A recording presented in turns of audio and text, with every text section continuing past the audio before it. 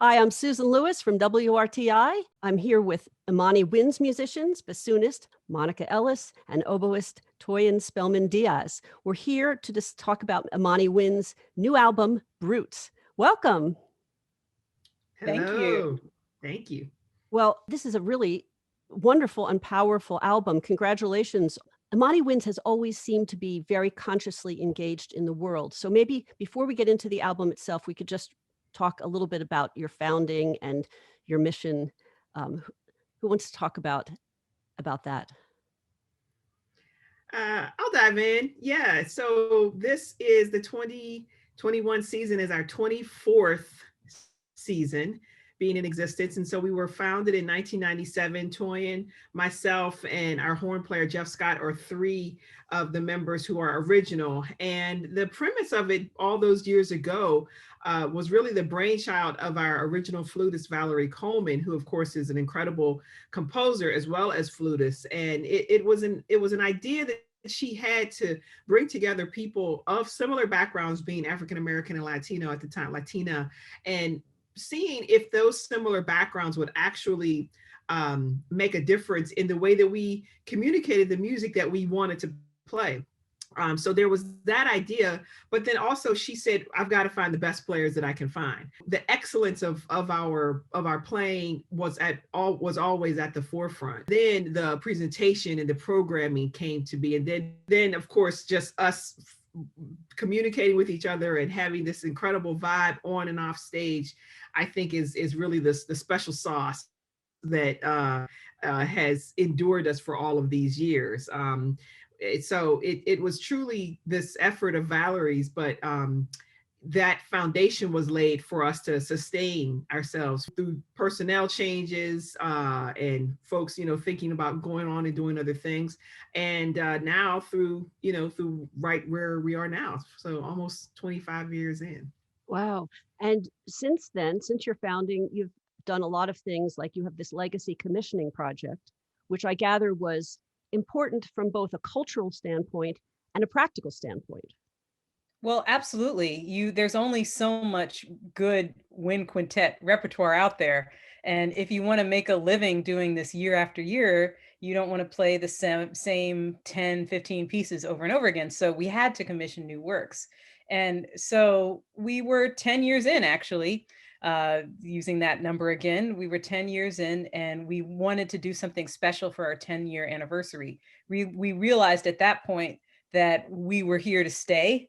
And it wasn't a fly-by-night kind of group that comes together for a few years and then goes away. We were in it to win it for as long as we could sustain ourselves. So to celebrate that and to leave a legacy behind, Valerie decided to start this legacy commissioning project where we were working specifically with composers of color.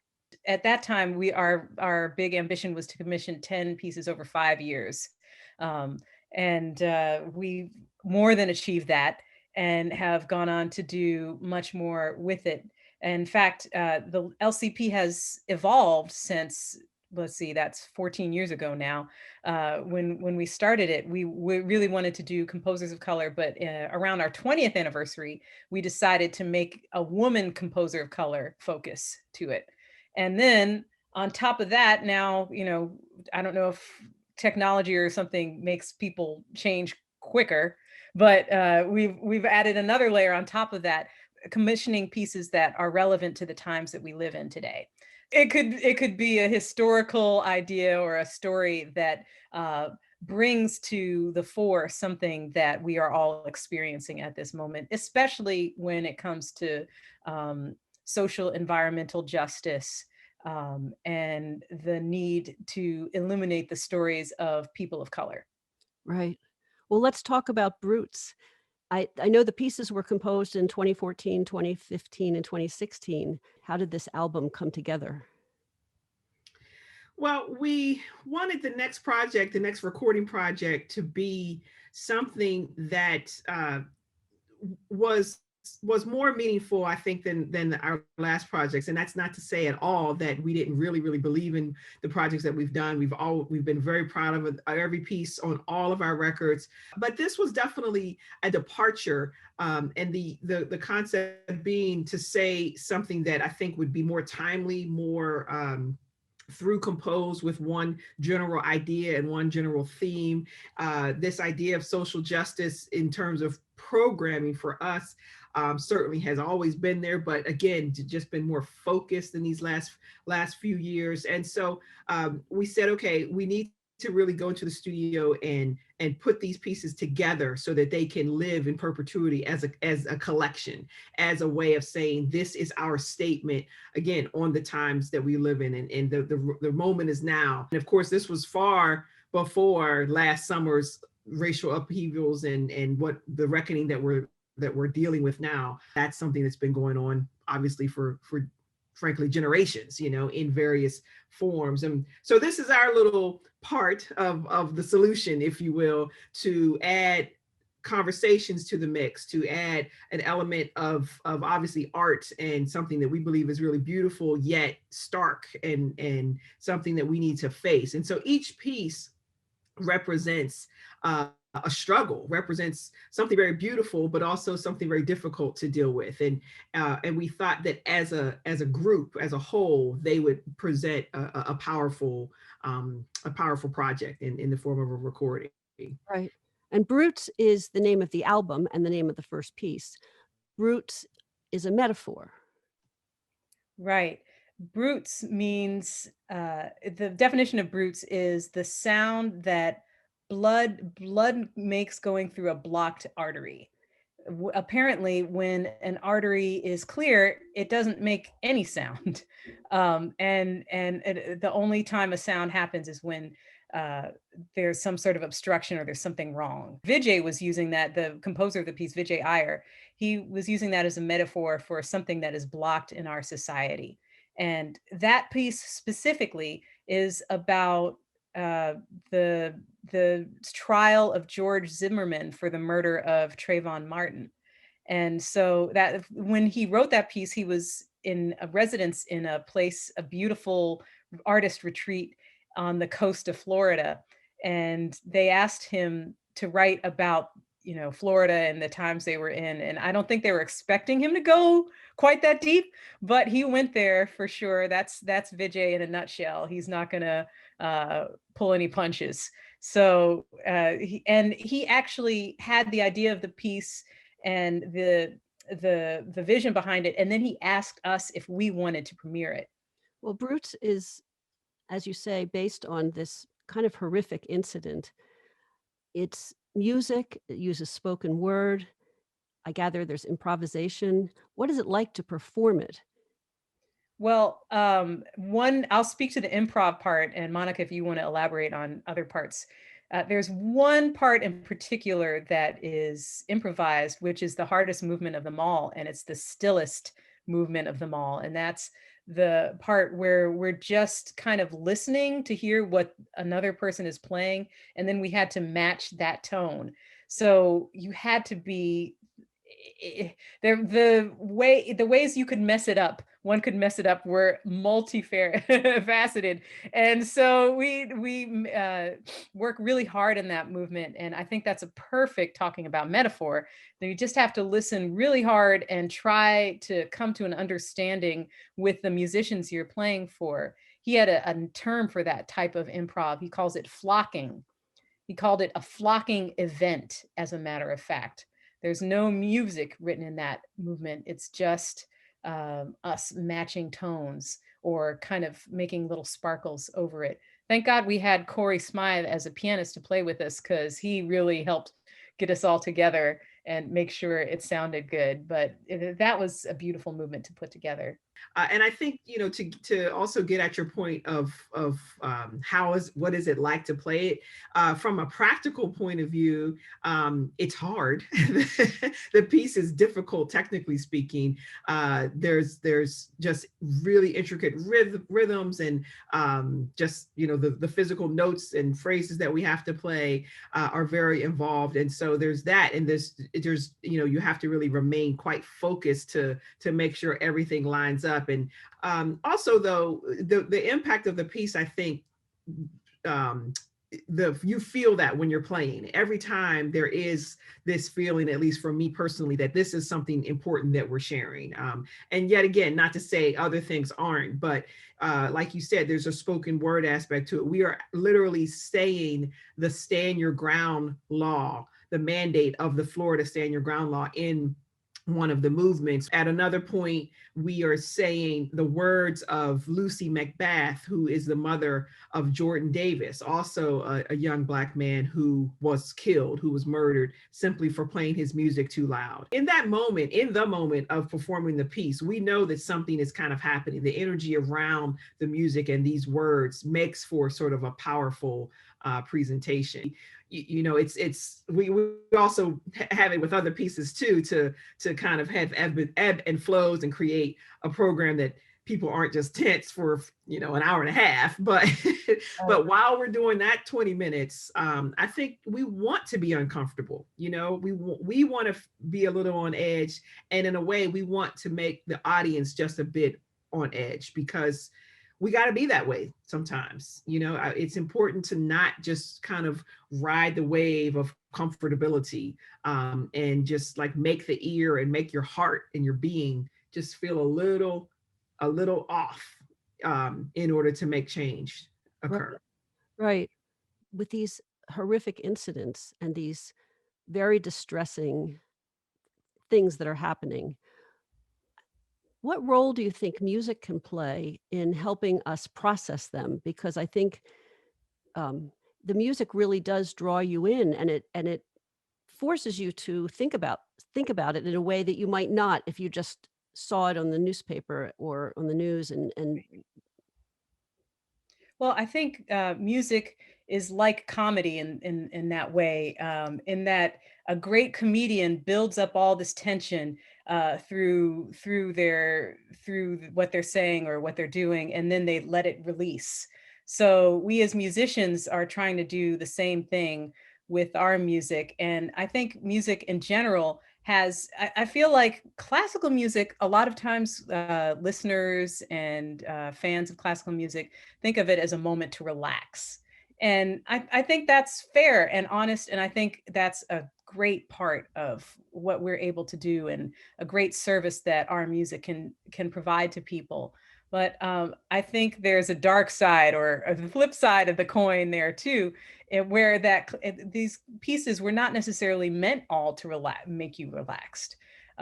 Beethoven's Third was about a controversial figure of Napoleon. And Napoleon, of course, at the time wasn't doing all good things. Wagner, Wagner had a lot of controversy about him, a lot of things that he was saying that weren't necessarily popular. You don't just listen to Wagner and get relaxed necessarily, especially if you're thinking historically. So we're just trying to continue that tradition from an honest, sincere place, and a personal place. And I think that's kind of the responsibility of musicians everywhere now. There's all sorts of emotions encapsulated that can be encapsulated by art. And I think we need to, if we're going to grow and continue in the same way, we have to address all of those issues, not just the pleasant ones, like Monica was saying. right. Well, and the other two pieces on the album also feel like musical conversations about where we are today. The next piece by Reena Esmail, The Light is the Same, is really beautiful. And it's really interesting. I understand it's two contrasting Hindustani rags. Could you talk a little bit about what a rag is? Yes, you're right. Yes, it's these two contrasting scales essentially in Indian music. That's the basic correlation between that and Western classical music, which is just a scale, a musical scale. And so it's quite complex. I won't even begin to claim that I am aware of all of the various rags that exist in Indian classical music. They're gorgeous and beautiful and have such depth to them. And in this piece, there's two rags that are used, but they are different. It's simply by one note. It's a very, very slight difference. And in all honesty, you're not going to hear that per se as you're listening to the piece, but the knowledge of that allows for you to say, okay, there's this, the difference represents basically the piece itself, that we are looking at the same thing, just with slight differences. We're looking, the light is the same. We're looking up at the stars at the same time, the same stars. It's not like, you know, you have a set of stars and I've got a set of stars. No, they're the same for all of us. And how about we approach life like that, we have much more similarities than we have differences, and you know, we can really kind of come together way more than we need to be apart. It's a gorgeous piece. It's honestly, we've said this many times, we're so proud of this music. Like from the wind quintet standpoint, we feel like these will really stay in the repertoire because they're so good, just the pieces in and of themselves. Forget about the message that they send.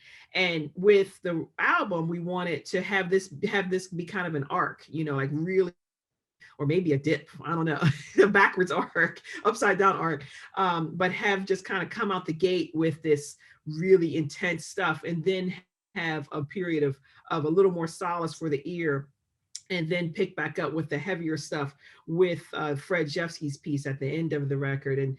And so we hope people will experience it from start to finish in that regard too, because that really was part of our concept.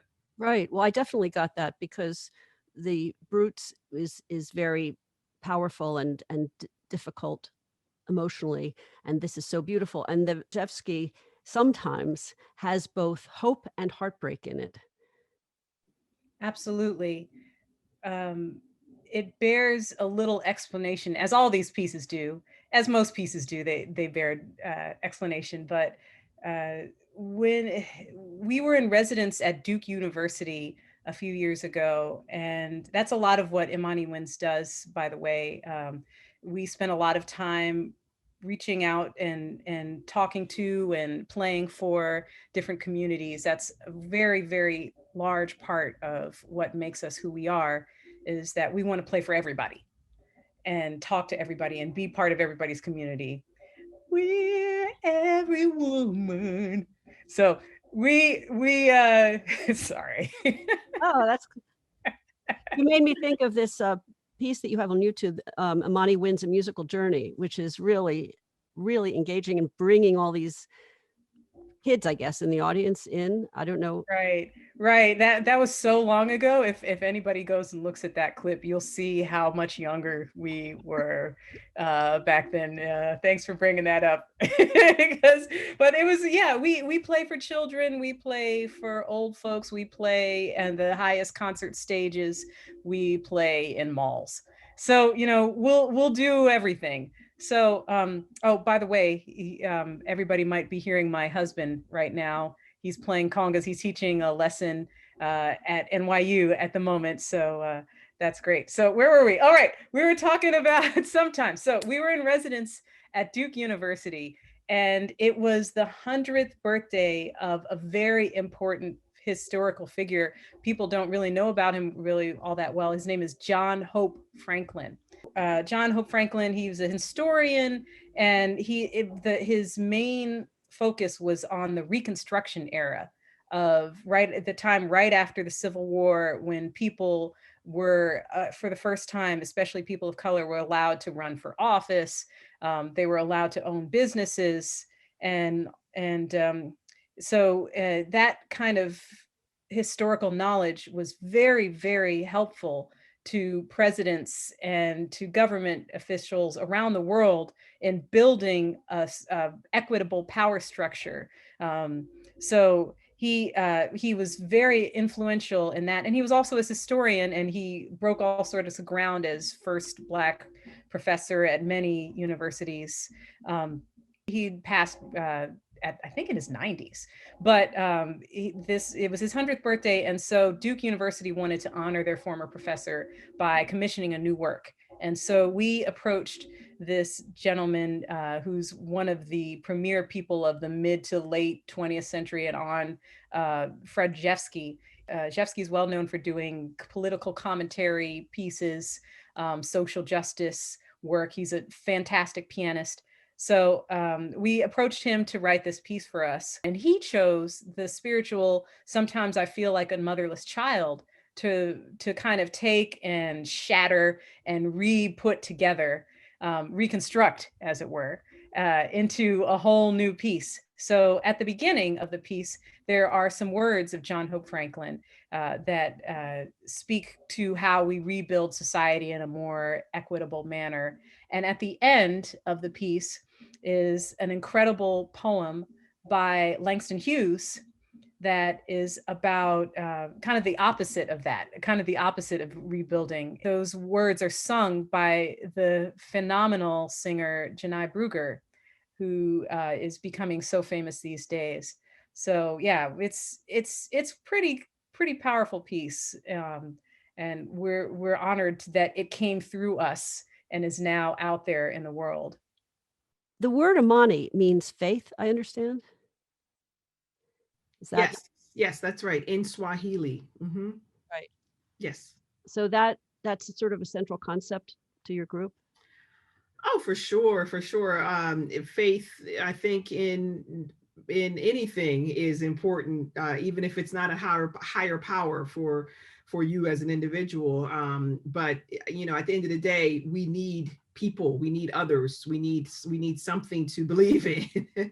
And there's I think any kind of success without that type of faith is not really going to be successful. And so Valerie had that name picked out before she even had the people, before we even all joined. And that moment right there, that nugget of information right there kind of gives you the information that you only, you know, gives you all the information you need, that for her to step out on faith, to create a group, to create a name without even having the group, is something that we've lived on for all of these years. So for sure, faith in our process, faith that we will come out of this pandemic, for Pete's sake, you know, and we will all get back to what we love. And so yeah, it's definitely a powerful, very prevalent part of this whole group, this whole journey. So it's a wonderful album, and the stories that fueled this music are really part of a larger story. And I guess we're all hoping that from here we'll get to a better place. When you send an album like this out into the world, what is your hope? Well, this one, like Monica was saying at the beginning, this is definitely one that is pretty clear and has been pretty clear to us straight from the end, which is to unroot the some parts of classical music and hopefully society as a whole. That's a lot to ask of a flute, clarinet, bassoon, oboe, and French horn player, but we're trying. We're really trying, and at least, you know, at least we can say we've done our best. That's if there's one thing Imani Winds does well, it's try really hard. Oh, it's beautiful music. Thank you so much for taking a few minutes to talk about this new album, and congratulations. Thank Thank you. you. Thank you. Our pleasure.